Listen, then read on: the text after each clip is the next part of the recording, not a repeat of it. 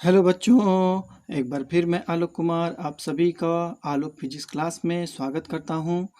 बच्चों, जिस प्रकार हम लोगों ने पिछले क्लास में विद्युत धारा के चुंबकीय प्रभाव के संबंध में अनेक तथ्यों पर हम लोगों ने विचार किया था, तो चलिए आज उसी क्लास को हम लोग आगे बढ़ाएंगे और हम लोग जानने का प्रयास करेंगे बच्चों कि आज विद्युत मोटर का सिद्धांत क्या होता है, उसका बनावट क्या होता है, उसकी क्रियाविधि क्या होती है।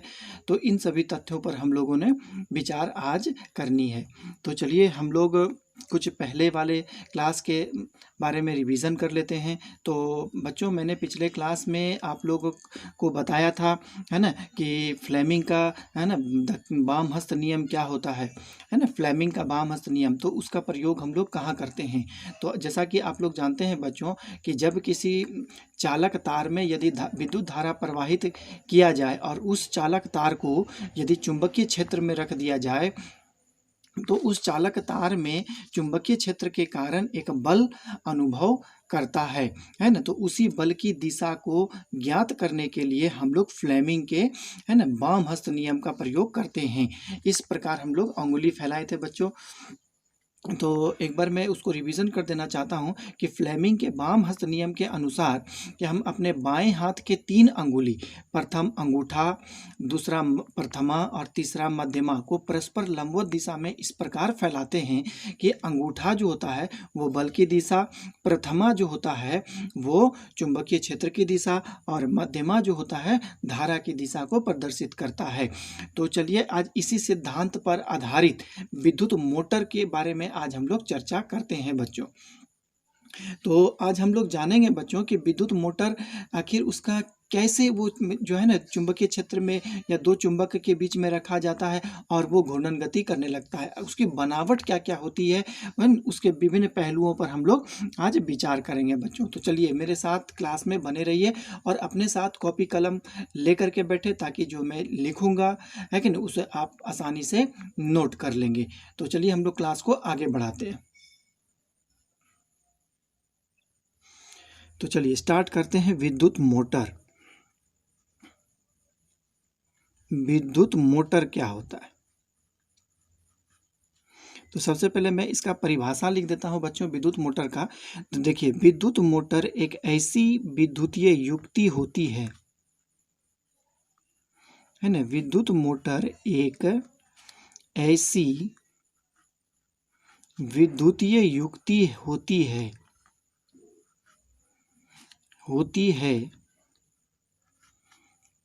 जो विद्युत धारा को, है ना, जो विद्युत धारा को यांत्रिक कार्य में बदलता है, विद्युत धारा को यांत्रिक कार्य में बदलता है। यांत्रिक कार्य का मतलब क्या होता है बच्चों, है कि नहीं, इसका मतलब है कि विद्युत धारा को हम लोग जो है एक यांत्रिक प्रकार के कार्य में बदलते हैं। इसका मतलब इससे हम जो चाहें उस वो कार्य हम इससे ले सकते हैं, है कि नहीं। जिस प्रकार हम लोग जानते हैं कि बच्चों विद्युत मोटर का प्रयोग, है कि नहीं, क्या बोलते हैं, पानी को ऊपर कई ऊंचाई तक पहुंचाने के लिए किया जाता है, चक्की को घुमाने के लिए किया जाता है और कई प्रकार के कल कारखानों में इसका उपयोग बड़े बड़े मशीनों को चलाने में भी किया जाता है। तो हम लोग मशीन चलाना या पानी को चढ़ाना या फिर चक्की मशीनों में इसका प्रयोग करना, वहां पर हम लोग क्या करते हैं, विद्युत ऊर्जा मोटर में प्रवाहित करते हैं और वो मुझे कार्य प्रदान करता है और उस कार्य से हम लोग विभिन्न प्रकार के, है कि नहीं, कार्य को संपादित करते हैं। तो आखिर ये किस सिद्धांत पर कार्य करता है उसके बारे में हम लोग चर्चा करेंगे। तो चलिए, तो विद्युत मोटर का सिद्धांत क्या होता है, मैं इसका बनावट सब के बारे में चर्चा करूंगा, है ना, धीरे धीरे। तो इसका सिद्धांत क्या होता है, विद्युत मोटर का सिद्धांत क्या होता है बच्चों, आप लोग इसको लिखेंगे।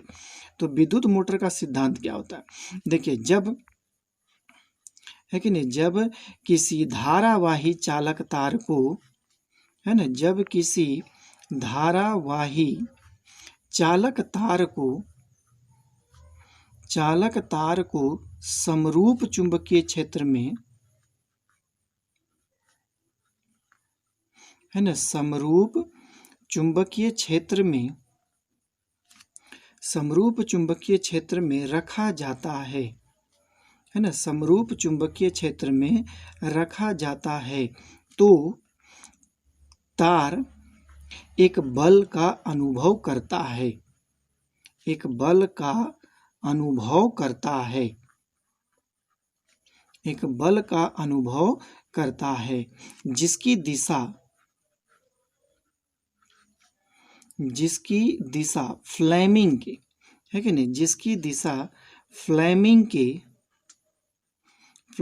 के वाम हस्त नियम से, है कि नहीं, जिसकी दिशा फ्लेमिंग के वाम हस्त नियम से ज्ञात किया जाता है।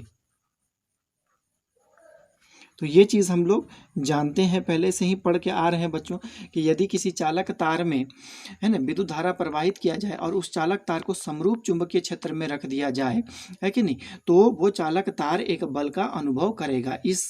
वो किधर विक्षेपित होता है चालक तार, इसकी दिशा को हम लोग जानने के लिए फ्लेमिंग का वाम हस्त नियम का हम लोग प्रयोग करते हैं। तो चलिए अब हम लोग विद्युत मोटर का बनावट के बारे में हम लोग जानते हैं, इसका बनावट क्या होता है कि नहीं, इसका बनावट क्या होता है। तो विद्युत मोटर का पहले मैं फोटो को बना देता हूँ बच्चों, चित्र को बना देता हूँ। तो मान लेते हैं बच्चों कि यहाँ पर देखिए एक ध्रुव खंड है कि नहीं, ध्रुव खंड का मतलब क्या हो गया कि चुंबक का दो ध्रुव खंड इस प्रकार, है कि नहीं, इस प्रकार ये हो गया N ध्रुव और ये हो गया बच्चों S ध्रुव। आप देख पा रहे हैं कि ध्रुव खंड की आकृति कैसी है, अवतल आकृति का मैंने लिया है कि नहीं। इसके लेने के पीछे भी कारण होता है बच्चों। और यहाँ पर जो है आर्मेचर होता है। आर्मेचर का मतलब क्या हो गया कि एक, इसके बारे में हम लोग चर्चा करेंगे, एक आयताकार फ्रेम है कि नहीं, और इस फ्रेम में क्या किया गया है कि तांबा के तार को समरूप रूप से लपेटा गया है और एक आर्मेचर का निर्माण किया गया, और इसमें एक जो होती है धात्विक इस प्रकार जो है छड़ नुमा, है कि नहीं, आकृति लगाया जाता है। और ये आर्मेचर है जिसमें छड़ नुमा आकृति लगाया जाता है बच्चों। और एक तरह से आप कह सकते हैं कि ये चालक तार भी है कि नहीं। चालक तार क्या करता है बच्चों कि इसी से धारा जो होती है इस आर्मेचर तक पहुंचती है। तो कैसे पहुंचती है इसमें धारा, तो यहाँ पर अर्धवृत्ताकार यहाँ पर एक वलय लगा रहता है। इस वलय का बहुत सारा काम है बच्चों, है कि नहीं, सब समझेंगे हम लोग। ये अर्धवृत्ताकार यहाँ पर एक वलय लगा हुआ है कि नहीं। और ये वलय जो होता है इस प्रकार देख पा रहे होंगे कि इस चालक तार जिससे धारा जो होती है आर्मेचर में पहुंच रही है इससे कनेक्टेड है, इस वलय से कनेक्टेड है इस प्रकार, है कि नहीं, इस प्रकार वो कनेक्टेड रहती है कि नहीं, इस प्रकार कनेक्टेड रहती है। तो अब देखिए ये चालक तार इसके साथ कनेक्टेड है, इसके साथ कनेक्टेड है। कहने का मतलब है कि बच्चों इसको अच्छी तरह से समझना होगा, है कि नहीं, कि ये जब चालक तार घूमती है, जब यह, है ना, जब मतलब चालक तार घूमने का मतलब क्या हो गया कि जब ये आर्मेचर घूमती है तो ये वलय को ये तार कभी इसके साथ संपर्कित हो जाती है, कभी मतलब वलय की स्थान नहीं बदलता है, सिर्फ बदलता है तो इस चालक तार का स्थान। आप समझ पा रहे होंगे कि मान लेते हैं कि जैसे कि मेरा दो हाथ देखिए कि ये जो है वलय को स्पर्श किया हुआ है कि नहीं, ये अंगुली का स्थान नहीं बदल रहा है, सिर्फ कलम का रोटेशन बदल रहा है, इस प्रकार रोटेट कर रहा है, लेकिन अंगुली का स्थान नहीं बदल पा रहा है कि नहीं, वो वही इंडिकेट कर रहा है। मतलब वलय जो है मेरा समझिए दो अंगुली है और बीच में ये कलम आर्मेचर है, ये दोनों घूम रही है। तो आप देख पा रहे हैं कि आर्मेचर का स्थान बार बार बदल रहा है लेकिन अंगुली का स्थान मेरा नहीं बदल रहा है। इससे भी हमको फायदा है। यहाँ पर क्या फायदा है इसके बारे में हम लोग चर्चा करेंगे।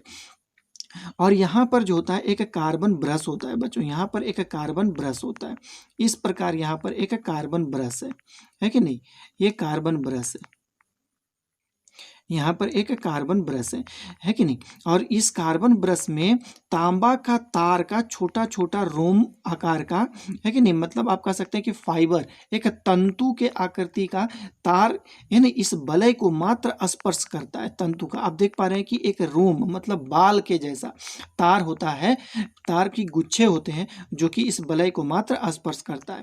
और ये जो होता है पूरी व्यवस्था को बैटरी के साथ जोड़ दिया जाता है, किसके द्वारा, तो कुंजी की सहायता से इसको जोड़ दिया जाता है।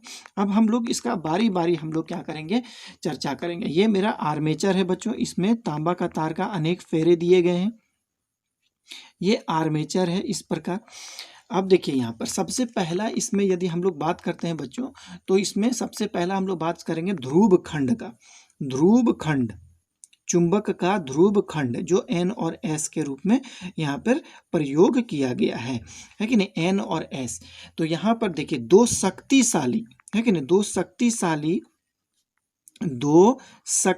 मतलब पावरफुल है कि नहीं, शक्तिशाली ध्रुव खंड, दो शक्तिशाली ध्रुव खंड है कि नहीं, ध्रुव खंड का प्रयोग किया गया है कि नहीं, प्रयोग किया गया है, शक्तिशाली ध्रुव खंड का प्रयोग किया गया है, जिसकी आकृति कैसी होती है ना, जिसकी आकृति है कि नहीं अवतल होती है, जिसकी आकृति अवतल होती है। तो कहने अवतल यहाँ पर क्यों प्रयोग किया गया है? अब सबसे पहले इसको तो प्लेन भी ले सकते थे ना, इसको हम लोग प्लेन भी ले सकते थे, ऐसा और ऐसा प्लेन ले सकते, लेकिन यहाँ पर अवतल आकृति क्यों लिया गया, इसके बारे में हम लोग यहाँ पर चर्चा करेंगे। तो देखिए सबसे पहला बात कि कोई भी यदि आप कर्व लेते हैं, कर्व का मतलब हो गया बच्चों वक्र, मान लीजिए कि ये एक वक्र आकृति है, तो इस वक्र आकृति है तो इसका मतलब इसकी कोई न कोई त्रिज्या जरूर होगी बच्चों, है कि नहीं, इस प्रकार इसका हम कह सकते हैं त्रिज्या होगी। यदि ये कोई वक्र आकृति है तो इसकी कोई न कोई त्रिज्या जरूर होगी, समझ पा रहे होंगे। तो इसका मतलब है कि आप ये भी जानते हैं कि वृत्त, यदि मानते हैं कि ये वक्र किसी वृत्त का एक भाग है कि वृत्त का भाग है या किसी गोला का भाग है, तो हम अभी कल्पना करते हैं कि ये एक वृत्त का भाग है, ये वाला वक्र है कि नहीं, तो वृत्त है का भाग है, तो इसका मतलब इसकी कोई न कोई त्रिज्या भी होगी। और ये भी हम जानते हैं कि वृत्त की त्रिज्या परिधि पर लंब होती, वृत्त की त्रिज्या परिधि पर लंब होती है। इसका मतलब क्या हो गया कि यदि मान लेते हैं, अब देखिए इस प्रकार यहाँ पर आप ये बात समझ में आ गया कि यदि मान लेते हैं कि यह अवतल आकृति है तो इसकी त्रिज्या होगी, और त्रिज्या होगी तो कोई ना कोई केंद्र होगा बच्चों, इस प्रकार यहाँ पर इसका केंद्र होगा। तो इससे जो चुंबकीय क्षेत्र जो उत्पन्न होगी, इस ध्रुव खंडों से जो चुंबकीय क्षेत्र उत्पन्न होगी वह चुंबकीय क्षेत्र त्रेज्य दिशा में होगी, और त्रेज्य दिशा में होने के वजह से वो सारा चुंबकीय क्षेत्र किसी एक बिंदु पर केंद्रित हो जाएगा यहाँ पर। और दूसरी बात ये क्या है कि अब आर्मेचर के घूर्णन के किसी भी अवस्था में, तो आर्मेचर मान लेते हैं कि बच्चों है ना इस प्रकार है, तो वो घूमना शुरू करेगा, है कि नहीं, वो घूमना शुरू करेगा, तो किसी भी अवस्था में यदि वो घूर्णन गति करे तो चुंबकीय क्षेत्र हमेशा उसके लंब होगा, लंबवत होगा। ये बात को आपको समझनी होगी। आर्मेचर घूर्णन गति करे मतलब बच्चों मान लेते हैं कि मेरा हाथ ये आर्मेचर है, तो वो घूर्णन गति कर रहा है, देखिए इस प्रकार वो घूम रहा है कि नहीं, इस प्रकार वो घूम रहा है, आर्मेचर घूम रहा है, तो इसका मतलब है कि ये चुंबकीय क्षेत्र उसका इस प्रकार है कि नहीं। अब वो किसी भी दिशा में घूमे, देखिए हमेशा आर्मेचर के लंब है, ये कलम जो है मेरा बता रहा है कि ये चुंबकीय क्षेत्र है, तो आर्मेचर यदि घूर्णन गति करता है बच्चों तो हमेशा इस पर क्या होता है, लंब होता है, और मैक्सिमम मैग्नेटिक फील्ड प्रोड्यूस करता है, तो यही हमको फायदा होता है। तो यहाँ पे देखिए अवतल आकृति होती है, अवतल आकृति से क्या हमको फायदा होता है उसके बारे में हम लोग चर्चा कर देते हैं। देखिए अवतल आकृति से चुंबकीय क्षेत्र त्रेज्य उत्पन्न होती है कि नहीं, त्रेज्य उत्पन्न होती है, त्रेज्य उत्पन्न होती है, त्रेज्य उत्पन्न होती है, जिससे है कि नहीं, जिससे यह है कि नहीं, जिससे यह आर्मेचर के घूर्णन की है कि नहीं, आर्मेचर आप समझ में होंगे, कुंडली जिसको कहते हैं, जिससे यह आर्मेचर के घूर्णन के किसी भी अवस्था में है ना, आर्मेचर के घूर्णन के किसी भी अवस्था में है कि नहीं, क्या होता है, चुंबकीय क्षेत्र लंब होती है, चुंबकीय क्षेत्र लंब होती है कि नहीं, लंब होती है। और चुंबकीय क्षेत्र यदि लंब होता है बच्चों, लंबवत दिशा में यदि आरोपित होती है तो वो मैक्सिमम है कि नहीं होती है, अधिकतम होती है। लंबवत यदि चुंबकीय क्षेत्र आरोपित किया जा रहा है तो उसको हम लोग मैक्सिमम चुंबकीय क्षेत्र, अधिकतम चुंबकीय क्षेत्र कहते हैं। तो इस बात को आप लोगों को जानना होगा। तो ये था बच्चों इसका ध्रुव खंड। तो चलिए हम लोग आगे बढ़ेंगे और जानने का हम लोग प्रयास करेंगे कि इसका दूसरा भाग क्या होगा। इसका दूसरा भाग होता है बच्चों आर्मेचर, है कि नहीं, इसको कहते हैं आर्मेचर। तो आर्मेचर क्या होता है बच्चों, देखिए आर्मेचर जो होता है क्या होता है कि एक देखिए आयताकार है कि नहीं, एक आयताकार देखिए आयताकार धात्विक फ्रेम के ऊपर, है कि नहीं, एक आयताकार धात्विक फ्रेम के ऊपर, धात्विक फ्रेम के ऊपर कुचालक तांबा का तार। अब यहाँ पर कुचालक तांबा का तार क्या होता है, इसके बारे में आप लोगों को मैंने पहले बताया था, है ना। कुचालक तांबा का तार, है कि नहीं, समरूप रूप से लपेट कर, है कि नहीं, समरूप रूप से लपेट कर, समरूप रूप से लपेट कर आर्मेचर का निर्माण किया जाता है। आर्मेचर का निर्माण किया जाता है कि नहीं, आर्मेचर का निर्माण किया जाता है। देखिए यह आर्मेचर ही चुंबकीय क्षेत्र में घूर्णन गति करती है कि नहीं, यह आर्मेचर ही चुंबकीय क्षेत्र में घूर्णन गति करती है और यांत्रिक कार्य प्रदान करता है, और यांत्रिक कार्य प्रदान करता है, और यांत्रिक कार्य प्रदान करता है बच्चों।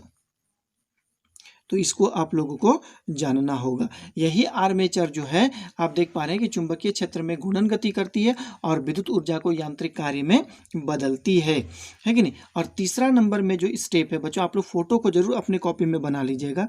तीसरा नंबर में जो यहाँ पर आता है वो क्या है, अर्धवृत्ताकार वलय, जिसको हम लोग कहते हैं अर्धवृत्ताकार वलय, अर्धवृत्ताकार वलय।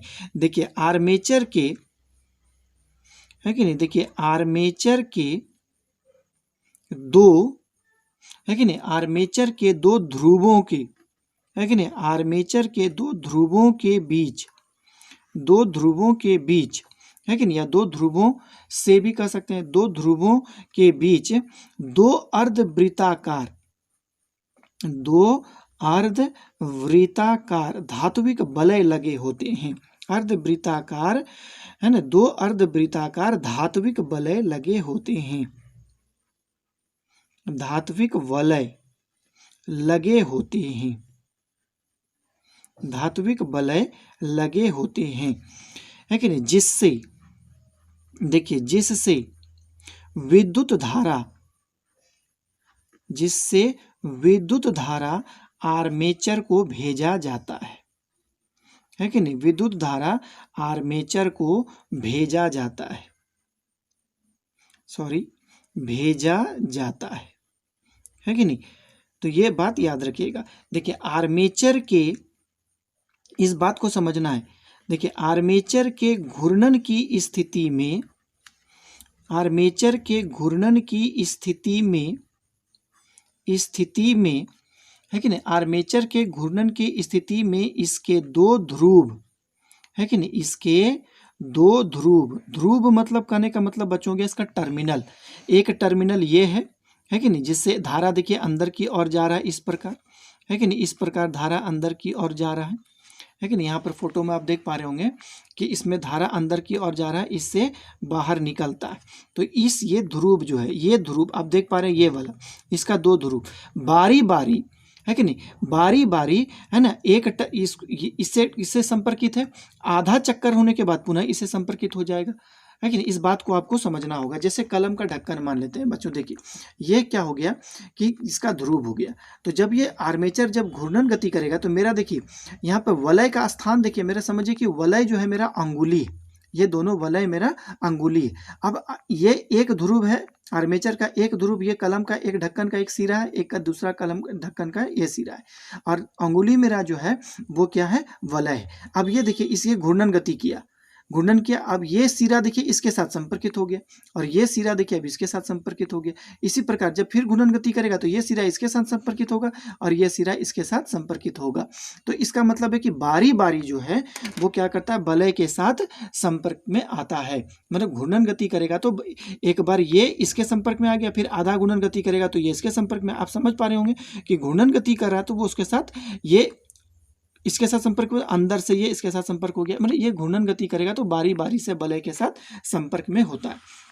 तो हमने क्या यहाँ पे लिखा कि देखिए आर्मेचर के घूर्णन की स्थिति में इसके ध्रुव बारी बारी से, है कि नहीं, बारी बारी से वलय के साथ संपर्क में आते हैं, वलय के साथ संपर्क में आते हैं, है कि नहीं, वलय के साथ संपर्क में आते हैं, संपर्क में आते हैं। इससे होता क्या है, इससे होता है क्या, देखिए इसको समझना होगा, है कि नहीं। इससे होता है क्या, अब देखिए ये बैटरी का पॉजिटिव टर्मिनल है और ये बैटरी का नेगेटिव टर्मिनल है। इसका मतलब है कि यहाँ पर जो कार्बन ब्रश लगा हुआ है यहाँ नेगेटिव है और कार्बन ब्रश है यहाँ पर पॉजिटिव है। तो इसका मतलब है कि इस अवस्था में अभी क्या हो गया कि जब अभी आर्मेचर, अभी देख पा रहे होंगे यहाँ पे, देखिए फोटो को पूरा देखना है, देखिए आर्मेचर का भी इस अवस्था में आप देख पाए होंगे कि ये जो आपका शाखा है, इस शाखा में भी पॉजिटिव धारा जा रहा होगा, इस शाखा में पॉजिटिव धारा जा रहा है और इस शाखा में नेगेटिव धारा बाहर की ओर आ रहा है।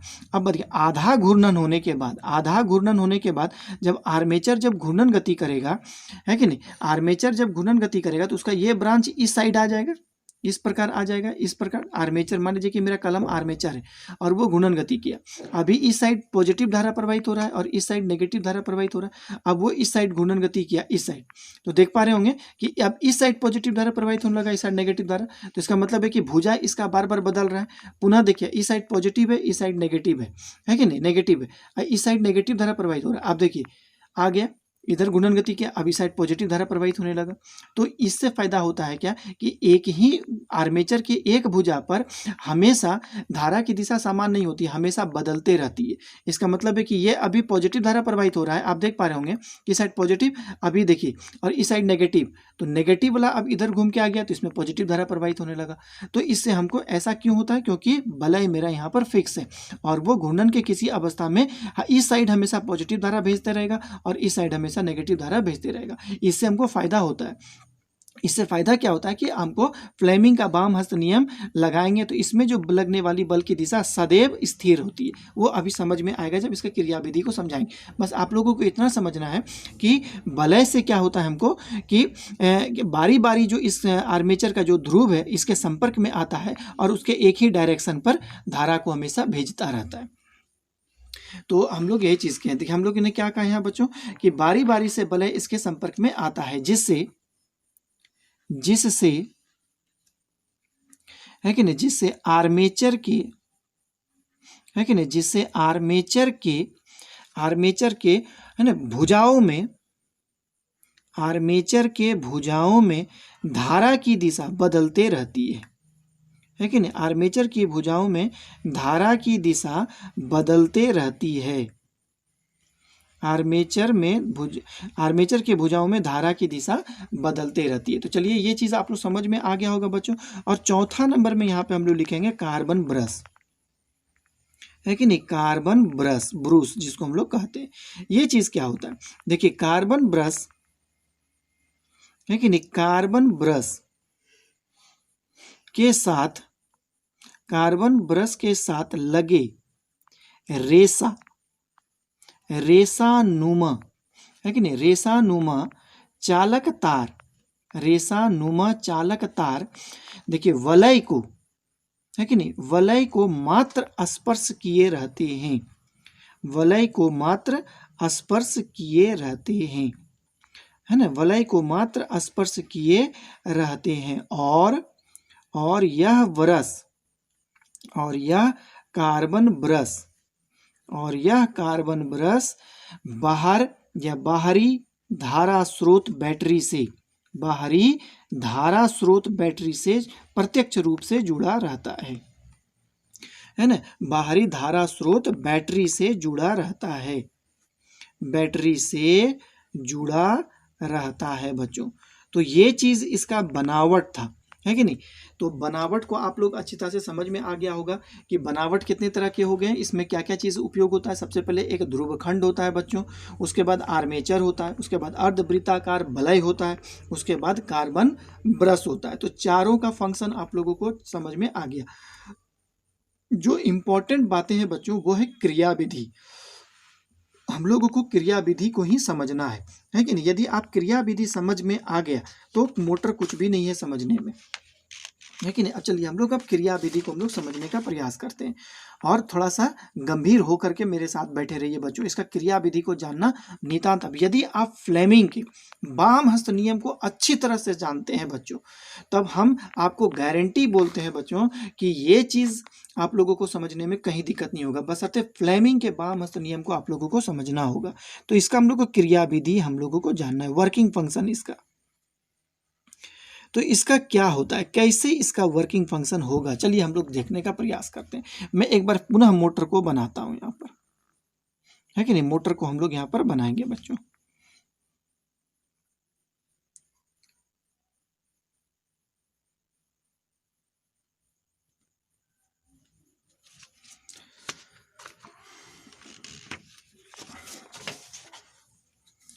तो चलिए हम लोग क्रिया विधि को जानते हैं बच्चों। क्रिया विधि है कि नहीं, जिसको हम लोग वर्किंग फंक्शन कहते हैं, क्रिया विधि को हम लोग जानेंगे। तो क्रिया विधि को जानने से पहले बच्चों सबसे पहला चीज़ आप लोगों को इसमें यह चीज़ जानना होगा, है कि नहीं, कि फ्लेमिंग का वाम हस्त नियम क्या होता है। फ्लेमिंग के वाम हस्त नियम को यदि आप अच्छी तरह से जानते हैं तो क्रिया विधि आपको समझने में जरा सा भी देर नहीं लगेगा, है कि नहीं। तो सबसे पहले आप लोग प्रयास करिए कि फ्लेमिंग के वाम हस्त नियम को अच्छी तरह से कॉन्सेप्ट कर लेंगे, है कि नहीं, क्योंकि इसके दो भुजाओं में जो बल की दिशा जो हमको ज्ञात करनी होती है वो फ्लेमिंग के वाम हस्त नियम से ही हमें ज्ञात करना होगा। तो मैं सबसे पहले यहाँ पर उसका फोटो बना देता हूँ बच्चों, है कि नहीं। तो फोटो से ही हम लोग समझेंगे अच्छी तरह से। तो ये मेरा क्या है, चुंबक का दो ध्रुव खंड है कि नहीं। ये चुंबक का दो ध्रुव खंड है बच्चों। इस प्रकार ये चुंबक का दो ध्रुव खंड होगा, एक एन होगा और एक एस होगा, और यहाँ पर आर्मेचर होता है कि नहीं। यहाँ पर आर्मेचर है इस प्रकार, जो कि चुंबकीय क्षेत्र में घूर्णन गति करता है। हमको इतना ही काम है बच्चों, बस, इससे ज़्यादा हमको काम नहीं है। और इस साइड में धारा की दिशा इधर है, धारा इधर से प्रवाहित हो रही है, इधर से प्रवाहित हो रही है, इधर से प्रवाहित हो रही है, और फिर ये बाहर चले जाती है। तो चलिए अब आप लोग यहाँ पर इस सब आर्मेचर के सभी भुजाओं का नाम दे देते हैं बच्चों, ए बी, और यहाँ हो गया सी, और ये डी। आप देख पा रहे हैं कि यहाँ एन है और यहाँ एस है। तो इसकी चुंबकीय क्षेत्र की दिशा किधर होगी, एन से एस की ओर होगी बच्चों। और देखिए चुंबकीय क्षेत्र की दिशा इधर है और धारा की दिशा जस्ट चुंबकीय क्षेत्र के लंबवत है। देखिए ऊपर की ओर जा रहा है, चुंबकीय क्षेत्र पर लंब है, जस्ट इसके नीचे आ रहा है तो चुंबकीय क्षेत्र के लंब है। तो हम लोग यहाँ पर फ्लेमिंग के वाम हस्त नियम का प्रयोग करते हैं। तो इस प्रकार आपका प्रयोग किया गया है, देख पा रहे होंगे। तो यहाँ पर आप देखें बच्चों, एक चीज देखना है कि चुंबकीय क्षेत्र की दिशा इधर है कि नहीं, चुंबकीय क्षेत्र की दिशा इधर है, तो हम लोग चुंबकीय क्षेत्र को उधर की ओर फैलाएंगे इस प्रकार, है कि नहीं। इस प्रकार देखिए, मैं दो ही उंगली आप लोगों को दिख रहा होगा बच्चों, एक ये वाला और एक ये वाला। तो आप लोग अपने से कल्पना कर लेना है कि अंगूठा मेरा नीचे की ओर होगा। तो आप देख पा रहे होंगे कि चुंबकीय क्षेत्र की दिशा इधर है, तो मैंने चुंबकीय क्षेत्र की दिशा को इधर फैला दिया।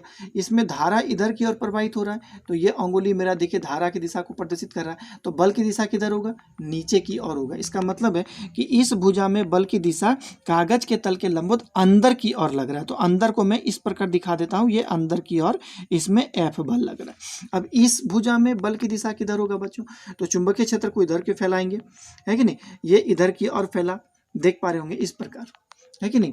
आप देख पा रहे हैं कि चुंबकीय क्षेत्र इधर है, तो चुंबकीय क्षेत्र इधर बताया। इसमें धारा के इस भुजा में नीचे की ओर आ रही है, तो ये अंगुली जो मेरा इधर नीचे की ओर है। अब अंगूठा देख पा रहे होंगे कि ऊपर की ओर है, तो इसका मतलब है कि इसमें बल की दिशा ऊपर की ओर लगेगी, है कि नहीं। ऊपर की ओर कहने का मतलब होगा कि कागज के तल के लंबवत ऊपर की ओर, और इसमें कागज के तल के लंबवत अंदर की ओर। तो दो भुजाओं में विपरीत दिशा में बल लग रहा है। इसका मतलब इस भुजा में ऊपर की ओर बल है और इस भुजा में नीचे की ओर बल है, तो ये घूर्णन गति करेगा कि नहीं। तो हम लोग फ्लेमिंग के वाम हस्त नियम का प्रयोग करके दो भुजाओं में बल की दिशा ज्ञात करेंगे। आप कहिएगा कि सर कि इस भुजा में भी बल लगेगा, तो ए बी भुजा में कोई बल नहीं लगेगा। इसका एकमात्र कारण है कि ये देखिए, इसमें चुंबकीय क्षेत्र की भी दिशा इधर है और धारा की दिशा भी इधर है। तो इसका मतलब है कि चुंबकीय क्षेत्र और धारा की दिशा एक दूसरे के समानांतर है। तो समांतर रहने पर फ्लेमिंग का नियम काम नहीं करता है, अतः ए बी भुजा पर कोई बल नहीं लगेगा। तो आप लोग इस चीज को समझ में आ गया होगा, तो मैं इस बात को लिख देता हूं। दूसरी बात क्या है बच्चों, देखिए दूसरी बात क्या है। अब देखिए, मान लेते हैं कि अब मोटर जो है घूर्णन गति करना शुरू किया, घूर्णन गति किया। अब पहली स्थिति में, अभी प्रारंभिक अवस्था में आर्मेचर इस अवस्था में था और वो घूर्णन गति किया बच्चों। तो घूर्णन गति किया, एक कंप्लीट आधा रोटेशन किया कंप्लीट। तो देखिए ये भुजा इधर आ गया, है कि नहीं। ये भुजा इधर आ गया, कहने का मतलब हो गया कि मैं यहाँ पे दिखा देता हूँ कि BC भुजा इस समय था, घूर्णन गति करेगा तो BC भुजा इधर आ जाएगा बच्चों, इस प्रकार हो जाएगा। BC भुजा यहाँ पर आ जाएगा, है कि नहीं, और यहाँ पर AB भुजा चले जाएगा, है कि नहीं। तो जब धारा की दिशा, हमने बोला था कि उसमें वलय की दिशा बदलती नहीं है कि नहीं। इसका मतलब है कि इसमें भी ऊपर की ओर धारा प्रवाहित होगा, इसमें नीचे की ओर धारा प्रवाहित होगा, क्योंकि इधर इस साइड ब्रांच में हमेशा पॉजिटिव धारा प्रवाहित होता है, आप पहले समझ चुके होंगे, और इस साइड नेगेटिव धारा प्रवाहित होता है। तो इसका मतलब है कि अब क्या होगा, देखिए तो अभी भी फ्लेमिंग का वामहस्त नियम का प्रयोग करेंगे तो BC भुजा में भी बल की दिशा नीचे की ओर होगी और AB भुजा पर बल की दिशा ऊपर की ओर होगी। इसका मतलब है कि पुनः ये फिर रोटेट करेगा उसी समान दिशा में, तो इसका मतलब फिर रोटेशन करेगा तो AB भुजा इधर आ जाएगा और BC भुजा इधर आ जाएगा। तो धारा की दिशा जो होती है प्रत्येक भुजा में बदलते रहती है, लेकिन लगने वाला बल की दिशा नहीं बदलती है, जिसके वजह से आर्मेचर एक समान रूप से, है ना, चुंबकीय क्षेत्र में घूर्णन गति करता रहता है। तो इस बात को आप लोग समझ में आ गया होगा बच्चों। जस्ट कलम के ढक्कन की तरह आप देख पा रहे होंगे। मान लेते हैं कलम का ढक्कन इस प्रकार है, इधर पॉजिटिव धारा प्रवाहित हो रही है, इधर नेगेटिव धारा, तो ये रोटेट किया, देखिए अब इधर पॉजिटिव धारा, लेकिन धारा की दिशा तो ऊपर की होता है, फ्लेमिंग का वामहस्त नियम लगाएंगे तो बल की दिशा नीचे होगी और इधर ऊपर की ओर होगी। पुनः ये रोटेट किया, इधर आ गया, इधर पॉजिटिव धारा, इसका मतलब उधर की ओर, तो चुंबक फ्लेमिंग का वामहस्त नियम लगाएंगे तो इधर बल की दिशा नीचे की ओर होगा और इधर ऊपर की ओर होगा। तो इसका मतलब है कि यह बार बार चुंबकीय क्षेत्र में घूर्णन गति करता रहेगा। तो इसको आप लोग प्रैक्टिस करना होगा बच्चों। मेरे लाख समझाने के बावजूद भी आप लोग इसे नहीं समझ पाएंगे जब तक आप फ्लेमिंग के वामहस्त नियम का प्रयोग अपने आप नहीं करके, है कि नहीं, समझ जाएं कि इस दिशा में बल, है ना, इस भुजा में या इस भुजा में बल की दिशा किधर होती है। इसको प्रैक्टिस करना होगा। तो मैं यहाँ पे लिख देता हूँ बच्चों कि देखिए आर्मेचर में,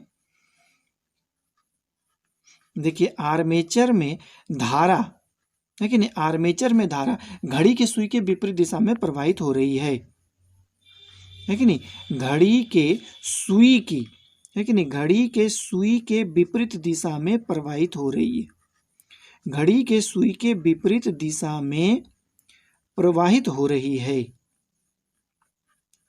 प्रवाहित हो रही है, जिससे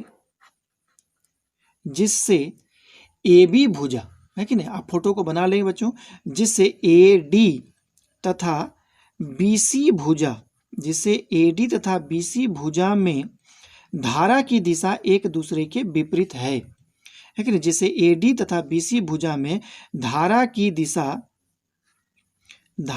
दिशा एक दूसरे के विपरीत हो जाती है कि नहीं, एक दूसरे के विपरीत हो जाती है, एक दूसरे के विपरीत हो जाती है, धारा की दिशा एक दूसरे के विपरीत हो जाती है। और फ्लेमिंग के वामहस्त नियम का प्रयोग करके, और फ्लेमिंग के वामहस्त नियम के अनुसार, फ्लेमिंग के वामहस्त नियम के अनुसार, है ना, फ्लेमिंग के वामहस्त, है ना, सॉरी, नियम के अनुसार, नियम के अनुसार AD तथा BC भुजा में बल का या बल की दिशा, है कि नहीं, बल की दिशा भी एक दूसरे के विपरीत हो जाती है, बल की दिशा भी एक दूसरे के विपरीत हो जाती है, बल की दिशा भी एक दूसरे के विपरीत हो जाती है, और, है कि नहीं, विपरीत हो जाती है, जिससे, है कि नहीं, विपरीत हो जाती है, जिससे दोनों भुजाओं में,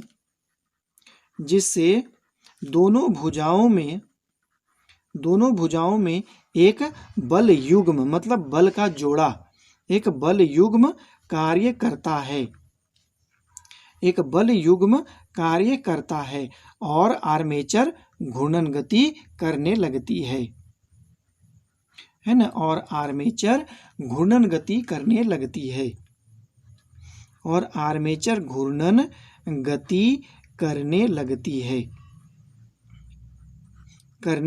है। तो अब देखिए, अब हम कल्पना करते हैं कि आर्मेचर आधा चक्कर लगाया। देखिए आर्मेचर के अर्ध चक्र है कि नहीं। अर्ध घूर्णन भी कर सकते हैं। आर्मेचर के अर्ध घूर्णन के बाद, अर्ध घूर्णन के बाद, है कि नहीं, हम इस प्रकार देख पा रहे होंगे कि एडी भुजा और बीसी भुजा, है कि नहीं, एक दूसरे का स्थान ग्रहण कर लेता है। इस प्रकार लिख सकते हैं, एक दूसरे का स्थान ग्रहण कर लेता है कि नहीं। आर्मेचर के अर्ध घूर्णन के बाद एडी तथा बीसी भुजा एक दूसरे का स्थान ग्रहण कर लेता है कि नहीं, एक दूसरे का स्थान ग्रहण कर लेता है, ग्रहण कर लेता है। लेकिन क्या नहीं बदलता है, धारा की दिशा नहीं बदलता है। लेकिन धारा की दिशा नहीं बदलती है ना, नहीं बदलती है। लेकिन धारा की दिशा नहीं बदलती है। आप कह सकते हैं लेकिन धारा की दिशा नहीं बदलती है कि नहीं।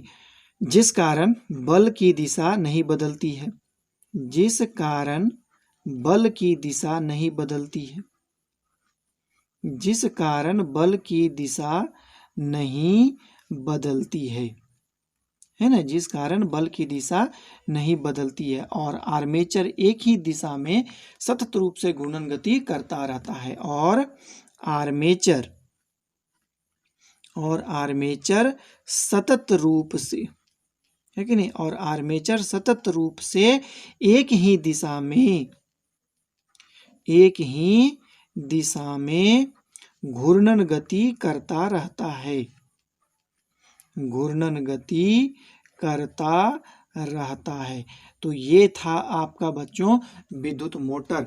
इसे आप अपने अनुसार समझने का प्रयास करें, है कि नहीं।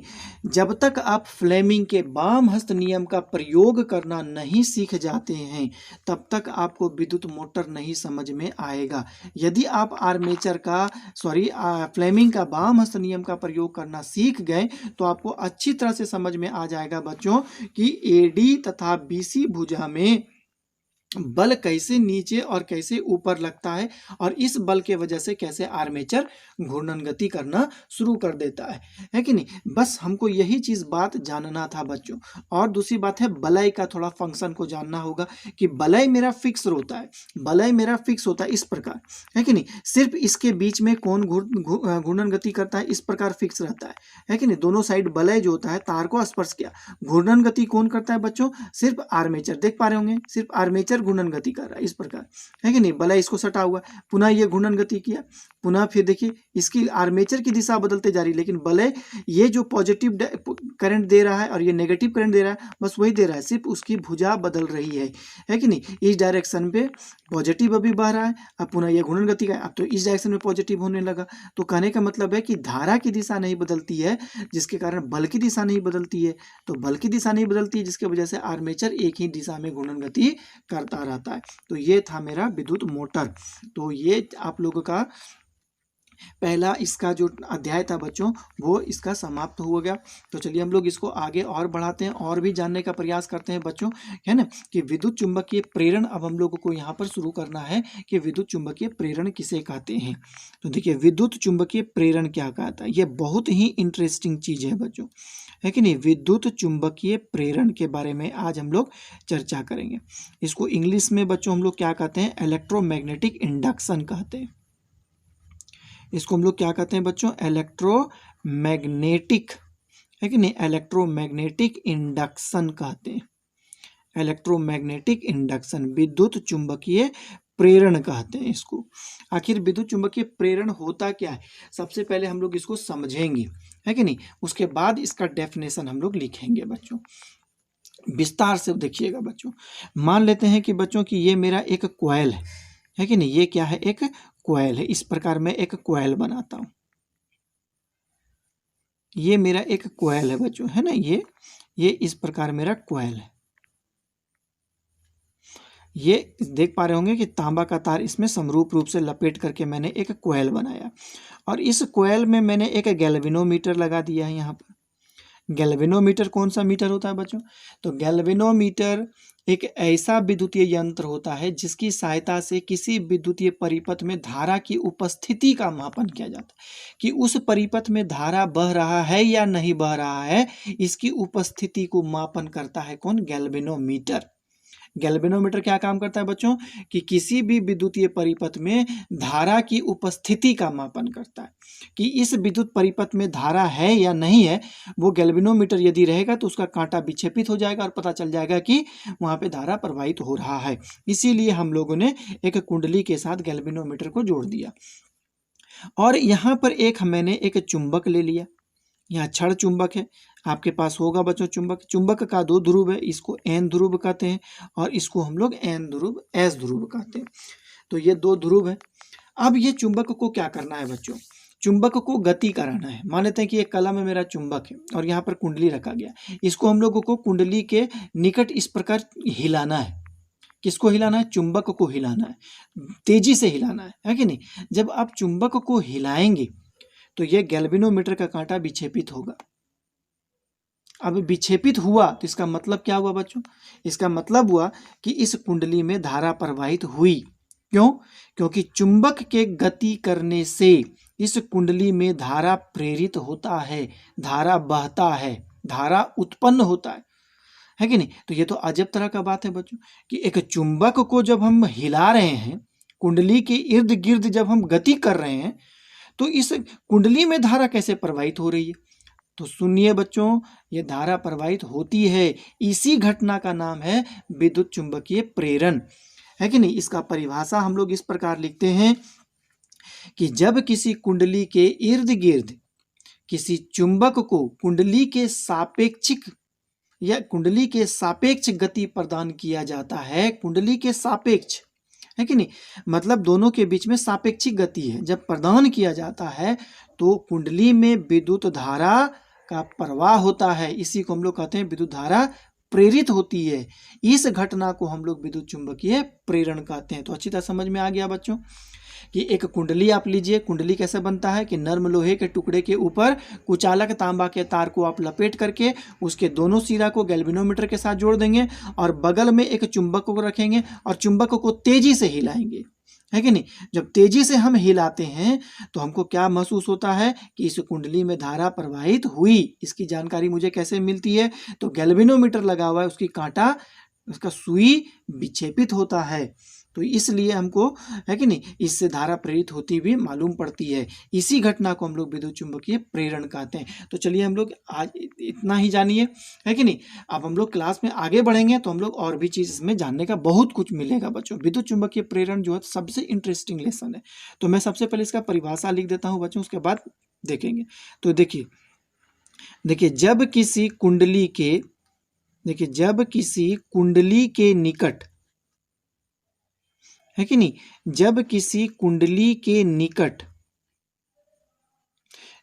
रखे क्षण चुंबक, है कि नहीं, क्षण चुंबक में, है कि नहीं, क्षण चुंबक में सापेक्षिक गति उत्पन्न की जाती है। क्षण चुंबक में सापेक्षिक गति उत्पन्न की जाती है। सापेक्षिक गति उत्पन्न की जाती है तो कुंडली में लगे गैल्वेनोमीटर, तो कुंडली में लगे गैल्वेनोमीटर का सुई, है कि नहीं, सुई विक्षेपित होता है कि नहीं, सुई विक्षेपित होता है कि नहीं? तो कुंडली में लगे गैल्वेनोमीटर का सुई विक्षेपित होता है, अर्थात कुंडली में विद्युत धारा, है कि नहीं, अर्थात कुंडली में विद्युत धारा प्रेरित होता है कि नहीं, विद्युत धारा प्रेरित होता है, कुंडली में विद्युत धारा प्रेरित होता है बच्चों। इसी घटना को, देखिए, इसी घटना को विद्युत चुंबकीय प्रेरण कहा जाता है। विद्युत चुंबकीय, इसी घटना को विद्युत चुंबकीय प्रेरण है ना। इसी घटना को विद्युत चुंबकीय प्रेरण कहा जाता है। और जो धारा प्रेरित होती है कि नहीं, जो धारा प्रेरित होती है मतलब उत्पन्न होती है कि नहीं, जो धारा प्रेरित होती है ना, जो धारा प्रेरित होती है ना, जो धारा प्रेरित होती है उसे प्रेरित धारा कहा जाता है। कौन धारा कहते हैं? इंड्यूस्ड करंट, उसे प्रेरित धारा कहा जाता है, उसे प्रेरित धारा कहा जाता है ना, उसे प्रेरित धारा कहा जाता है बच्चों। तो ये बात जानना होगा। जब किसी कुंडली के निकट रखे क्षण चुंबक में सापेक्षिक गति, किसके सापेक्ष? तो कुंडली के सापेक्ष, है कि नहीं। आपको किसी भी तरह उत्पन्न करना है गति, चाहे आप चुंबक को स्थिर रख करके कुंडली को ही गति कराइए तो भी सापेक्षिक गति है, चाहे आप कुंडली को स्थिर रख करके चुंबक को गति कराइए, मतलब दोनों के बीच में सापेक्षिक गति उत्पन्न करना है। गति उत्पन्न की जाती है तो कुंडली में लगे गैल्वेनोमीटर का सुई विक्षेपित होता है, अर्थात कुंडली में विद्युत धारा प्रेरित होती है। इसी घटना को विद्युत चुंबकीय प्रेरण कहा जाता है। जो धारा प्रेरित होती है उसको हम लोग इंड्यूस्ड करंट, प्रेरित धारा कहते हैं। तो चलिए हम लोग इसके बारे में और हम लोग जानने का प्रयास करते हैं। तो विद्युत चुंबकीय प्रेरण किसे कहते हैं बच्चों, इसे आप लोगों को अच्छी तरह से मालूम हो गया होगा। तो चलिए हम लोग इसके बारे में और जानने का प्रयास करते हैं।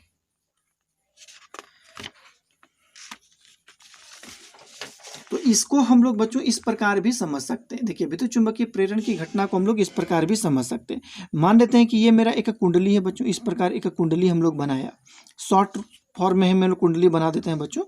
ये कुंडली है जिसको हम लोग किसके साथ जोड़ दिए हैं? एक गैल्वेनोमीटर के साथ हम लोगों ने इसको जोड़ दिया, है कि नहीं। एक गैल्वेनोमीटर के साथ इसको हम लोगों ने जोड़ दिया। और यहाँ पर एक अन्य कुंडली और है, एक अन्य कुंडली यहाँ पर और है बच्चों, जिसको हम लोग किसके साथ जोड़ देंगे? बैटरी के साथ जोड़ते हैं, है कि नहीं। इसको हम लोग किसके साथ जोड़ते हैं? बैटरी के साथ जोड़ते हैं, है कि नहीं। बैटरी के साथ हम लोग जोड़ते हैं। और बैटरी में क्या जोड़ा गया है? स्विच को जोड़ा गया इस प्रकार। अब हमको सबसे पहला बात बताइए कि जब हम इस स्विच को ऑन करेंगे तो ये कुंडली क्या चुंबकत्व ग्रहण करेगी? यह चुंबक बनेगा? पहले ही आप लोगों को बताएं कि कुंडली मतलब क्या हो गया कि विद्युत चुंबक, है कि नहीं। इसका मतलब है कि इसका निर्माण कैसा किया गया है कि किसी नर्म लोहे के टुकड़े के ऊपर कुचालक तांबा का तार को लपेट करके हम लोग कुंडली का निर्माण करते हैं। नर्म लोहे के टुकड़े के ऊपर कुचालक तांबा का तार लपेट करके कुंडली का निर्माण किया गया। इसमें जैसे ही हम लोग इसका स्विच को ऑन करेंगे कि ये कुंडली क्या बन जाएगा? चुंबकत्व ग्रहण कर लेगा, चुंबक बन जाएगा। इसका मतलब है कि ये घटना उसी पहले घटना के जैसा था, बस हमने चुंबक के स्थान पर विद्युत चुंबक का प्रयोग किया। तो अब हम लोग क्या देखेंगे कि जैसे ही इसका स्विच को हम लोग ऑन करते हैं कि इसकी कांटा विक्षेपित होती है। ऐसा क्यों होगा बच्चों? कि जैसे ही हम लोग स्विच को ऑन करेंगे कि विद्युत धारा का मान इसमें बढ़ना शुरू होगा, है कि नहीं। तो बढ़ना शुरू का मान, इसका धारा का मान बढ़ना शुरू होगा। इसका मतलब क्या हो गया कि इसमें विद्युत धारा का मान बढ़ेगा। तो बढ़ने के क्रम में क्या होता है कि कांटा विक्षेपित होगी, और जैसे हम ऑफ करेंगे तो इसमें विद्युत क्षेत्र का मान घटना शुरू होगा तो फिर कांटा विक्षेपित होगी। तो इस बात को आप लोग इस प्रकार भी समझ सकते हैं। ये भी विद्युत चुंबकीय प्रेरण की घटना है। तो चलिए हम लोग यहाँ पर उसी चुंबक के बारे में हम लोग बात करते हैं। इसको आप लोग फिर से समझिएगा बच्चों, जब इसको अच्छी तरह से समझ में आएगा। कि मान लेते हैं कि यहाँ पर एक कुंडली है, इस प्रकार ये एक कुंडली है बच्चों, और इसके साथ क्या जुड़ा हुआ है? इसके साथ एक गैल्वेनोमीटर जुड़ा हुआ है कि नहीं। और यहाँ पर एक क्षण चुंबक को हम लोग रखते हैं। तो जिस प्रकार हम लोग विद्युत चुंबक का प्रयोग किए थे, ये N ध्रुव है और ये S ध्रुव है। और एक बात समझिए कि जब हम लोग चुंबक को, है कि नहीं, कुंडली के नज़दीक लाते हैं, तो जब आप जानते हैं कि इससे चुंबकीय बल रेखाएं निकलती है कि नहीं। N ध्रुव से चुंबकीय बल रेखाएं निकलती है जो कि S ध्रुव की ओर जाती है। तो जैसे ही आप चुंबक को कुंडली के नज़दीक लाते हैं तो इससे जो बल रेखाएं उत्पन्न होती है वो कुंडली से होकर के गुजरना शुरू हो जाती है। इस प्रकार कुंडली से होकर के गुजरती है कि नहीं। तो इस प्रकार बल रेखाएं क्या होती है? कुंडली से होकर के गुजरती है। तो जब आप कुंडली के चुंबक को कुंडली के नज़दीक लाते हैं तो इस बल रेखा की संख्या में वृद्धि होती है। तो बल रेखा की संख्या में वृद्धि होना चुंबकीय क्षेत्र के मान में वृद्धि को दर्शाता है इसका मतलब क्या हो गया कि जब आप चुंबकों को कुंडली के नज़दीक लाते हैं तो ज़्यादा से ज़्यादा मात्रा में विद्युत बल रेखाएं इस कुंडली से होकर के गुजरती है। इसका मतलब हो गया कि ज़्यादा से ज़्यादा चुंबकीय क्षेत्र कुंडली के साथ अटैच हो जाता है, संबंधित हो जाता है, संपर्कित हो जाता है, संबद्ध हो जाता है, आप कह सकते हैं। तो जब ज़्यादा से ज़्यादा चुंबकीय क्षेत्र जब इसके साथ संबद्ध होगा तो कुंडली में जो धारा प्रेरित होगी वो घड़ी के सुई के विपरीत दिशा में प्रेरित होती है। इस बात को याद रखना है कि क्या कहें कि जब चुंबकों को कुंडली के नज़दीक लाया जाता है तो कुंडली में प्रेरित धारा की दिशा घड़ी के सुई के विपरीत दिशा में होती है। आप डायरेक्शन को देख रहे हैं, नज़दीक ला रहे हैं। अब दूसरा स्थिति में क्या होगा, अब हम लोग दूसरा स्थिति में देखते हैं। एक पुनः कुंडली का निर्माण करते हैं इस प्रकार, हम है कि नहीं, और इसको भी हम लोग गैल्वेनोमीटर से जोड़ देते हैं इस प्रकार, है कि नहीं, इसको भी हम लोग गैल्वेनोमीटर से जोड़ देते हैं। अब हम लोग चुंबक को यहाँ रखेंगे, ये N ध्रुव है और ये S ध्रुव है। अब इसको हम लोग दूर ले जाते हैं, चुंबक को दूर ले जाते हैं।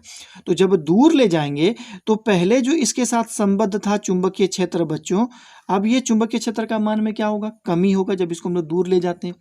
तो जब कम होगा, जब चुंबकीय क्षेत्र के मान में कमी आती है तो इस कुंडली में जो धारा उत्पन्न होगा, प्रेरित होगा, वो घड़ी के सुई के दिशा में प्रेरित होती है।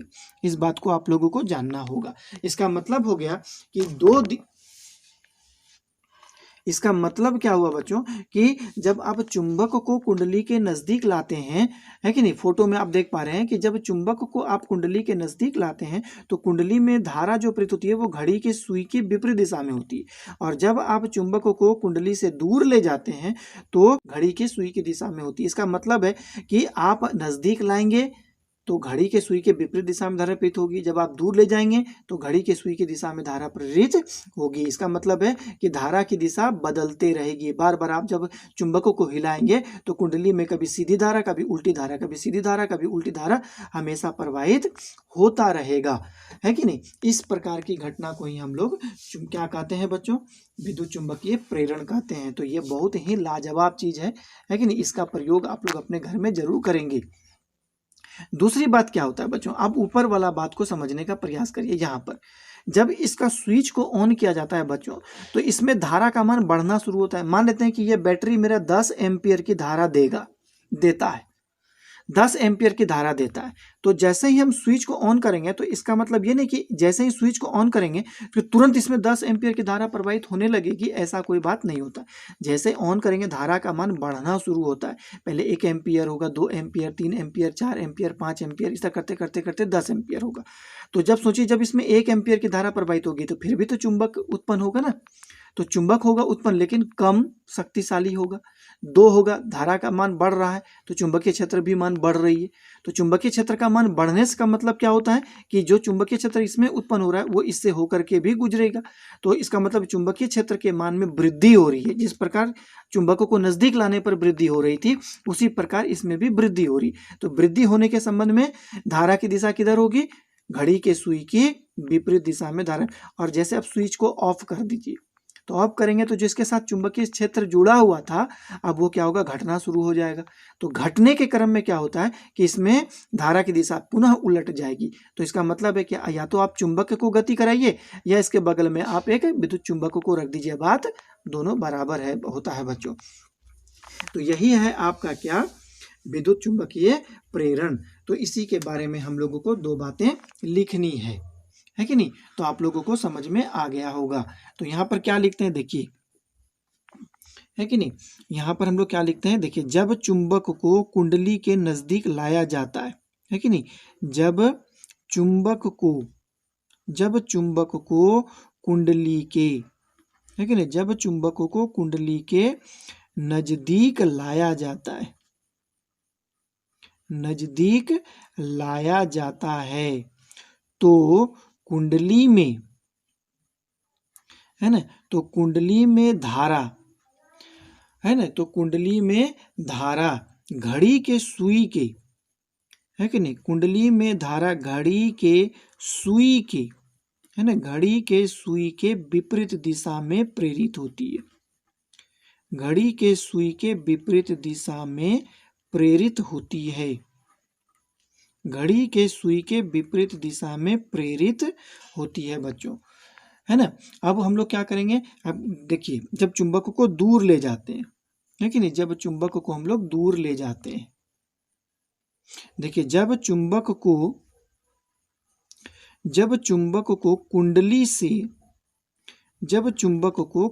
से दूर ले जाया जाता है, दूर ले जाया जाता है, दूर ले जाया जाता है, तो कुंडली में, है ना, कुंडली में घड़ी के सुई की दिशा में, घड़ी के सुई के दिशा में, घड़ी के सुई की दिशा में धारा प्रेरित होती है, धारा प्रेरित होती है।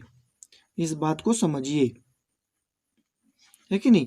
आप लोगों को अच्छी तरह से मैंने इसको समझाया, घड़ी की सुई की दिशा में धारा प्रेरित होती है। तो ये दो बातें आप लोगों को अच्छी तरह से समझ में आ गया होगा कि जब कुंडली के इर्द गिर्द जब चुंबक को गति कराया जाता है तो कुंडली में धारा प्रेरित होती है, इसी घटना को हम लोग विद्युत चुंबकीय प्रेरण कहते हैं।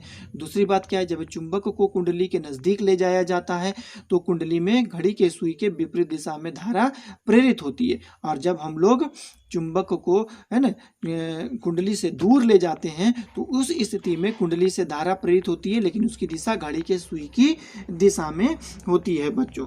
तो ये बातें आप लोगों को अच्छी तरह से समझ में आ गई होगी। तो बच्चों एक बात यहाँ पर आप लोगों से मैं पूछना चाहता हूँ कि आखिर चुंबक के गति करने से, है कि नहीं, आखिर चुंबक के गति करने से कुंडली में धारा कैसे प्रेरित होती है, इसके बारे में आप लोगों को मैं टास्क दे रहा हूं कि आप लोग इसे सोचिए, है कि नहीं। इसको आप लोगों को सोचना होगा, आप लोग अपने दिमाग का प्रयोग करें, सोच करके बताएं कि आखिर क्यों प्रेरित होती है, कैसे प्रेरित होती है। ना तो चुंबक, है ना, कुंडली से संपर्क में है कि नहीं, सिर्फ चुंबक के गति करने से कुंडली में धारा प्रेरित हो रही है, विद्युत धारा प्रेरित हो रही है। तो आखिर ऐसा कैसे होता है बच्चों, तो इसके बारे में आप लोगों को मैं आज सिर्फ टास्क दे रहा हूं। इस टास्क को आप लोग जरूर मुझे कमेंट बॉक्स में लिख करके बताएंगे कि सर ये इस नियम के अनुसार इसमें धारा प्रेरित होता है। तो आगे का टॉपिक्स में नहीं शुरू करना चाह रहा हूं बच्चों, इसलिए क्योंकि टाइम आज मेरा काफ़ी हो चुका है। अब मैं दूसरा टॉपिक्स को शुरू करूंगा, नाम तो मैं अभी नहीं लूंगा बच्चों, क्योंकि वही टॉपिक्स के संदर्भ में मैंने आप लोगों को होमवर्क दे दिया है ना। तो आप लोग मुझे उसके बारे में बताएंगे बच्चों। तो आज मेरा वीडियो बहुत काफ़ी लंबा हो चुका है बच्चों, अब मैं इसको यहीं पर विराम देना चाहता हूं। मैंने आप लोगों को आज जितना भी टॉपिक्स बताया, सबसे पहला टॉपिक्स विद्युत मोटर था जो कि काफ़ी इंटरेस्टिंग टॉपिक्स था। उसके बाद मैंने एक नया लेसन ही शुरू कर दिया जिसको हम लोग विद्युत चुंबकीय प्रेरण कहते हैं बच्चों। ये भी अपने आप में बहुत ही इंटरेस्टिंग लेसन है, बशर्ते आप लोग इसे इंटरेस्ट ले करके देखना होगा। आप लोगों को मन में लगाना होगा बच्चों कि नहीं, मुझे आज इस लेसन से कुछ सीखने को मिला, है कि नहीं। तब ये आप लोगों को इसमें एक्साइटमेंट बढ़ेगा, अन्यथा आप लोगों को लगेगा कि ये तो बहुत बोरिंग चीज़ है। तो ठीक है बच्चों, आज मैं इतना ही कह करके अपने वीडियो को विराम देना चाहता हूँ। आप लोग इसी प्रकार मेरे वीडियो को हमेशा देखें बच्चों, जिस प्रकार आप लोग आज देख रहे हैं। वैसे बच्चे के लिए मेरा यही संदेश है होगा कि जो बच्चे हमारे आज इस चैनल के वीडियो को पहली बार देख रहे हैं, है कि नहीं, सबसे पहला काम होगा कि वो आप इस चैनल को सब्सक्राइब कर दे, है ना, और साथ ही बेल आइकन को भी दबा दे, ताकि कोई भी वीडियो जब मैं इस फिजिक्स से संबंधित अपलोड करूंगा तो आपको उसकी जानकारी तुरंत हो जाएगी, है ना। दूसरी बात है, जितने भी पहले मैंने वीडियो को डाला है वो सारा का सारा वीडियो आप पहले उसे देखें, है ना। मैंने हर तरह के वीडियो को इसमें अपलोड किया है। जब तक आप उस वीडियो को नहीं देखेंगे तब तक आप लोगों को ये लेसन, ये टॉपिक्स समझ में नहीं आएगा। तो आप लोग पहले जाएं, वहाँ सभी वीडियो को आज देखें, उसके बाद इस लेसन को आप लोग देखेंगे तो आपको ज़्यादा समझ में आएगा बच्चों। तो ठीक है बच्चों, है ना, पहले दिनों की भांति आप लोग इसी प्रकार हंसते रहें, खेलते रहें, मुस्कुराते रहें और खूब खुशी के साथ जो है ना, अपने जीवन को बिताएं। तो बच्चों ठीक है, आप लोगों ने आज जो मेरे वीडियो को देखा बच्चों, इसके लिए आप लोगों को बहुत बहुत बहुत धन्यवाद बच्चों। Lots of thanks. जय हिंद।